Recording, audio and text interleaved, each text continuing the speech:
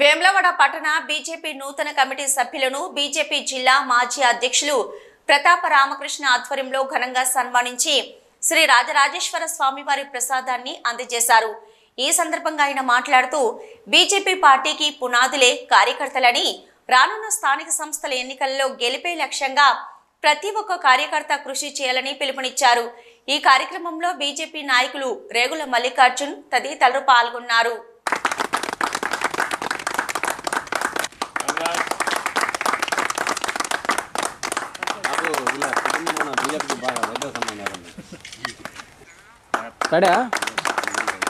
వస్తున్నా ఒక్క నిమిషం। ఈసారి అందరు గట్ట ఉన్నది ఈసారి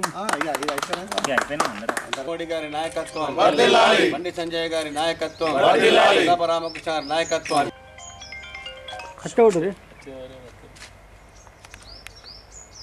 ఇది ఓకే।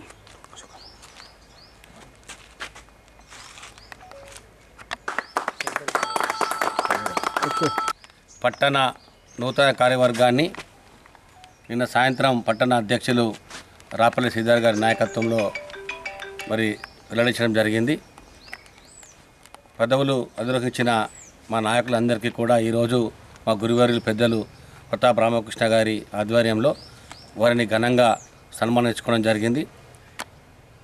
నేటి నుండి వారి యొక్క పదవులను మంచి నాయకత్వంతో ప్రజలకు అన్ని రంగాల్లో చూసి ప్రజలను కాపాడాలని, అట్లే పార్టీ బలోపేతానికి కృషి చేయాల్సిందిగా వారిని కోరుతూ అందరికీ పేరు పేరున ధన్యవాదములు। భారతీయ జనతా పార్టీ వేములవాడ మున్సిపల్ సంబంధించిన కార్యవర్గాన్ని నిన్న ప్రకటించడం జరిగింది।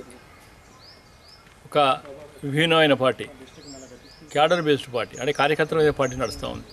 వంశపారంపర్య కుటుంబాల మీదనో లేకుంటే కేవలం ఒక వ్యక్తుల మీద నడిచే పార్టీ బీజేపీ కాదు। మరి నిన్న మొన్న కూడా 2 ఎమ్మెల్సీ ఎన్నికల కోసం అవుతున్నదో ఇక్కడ ఉన్న ప్రతి ఒక్కరూ కార్యకర్తలు కూడా తీవ్రంగా కృషి చేశారు।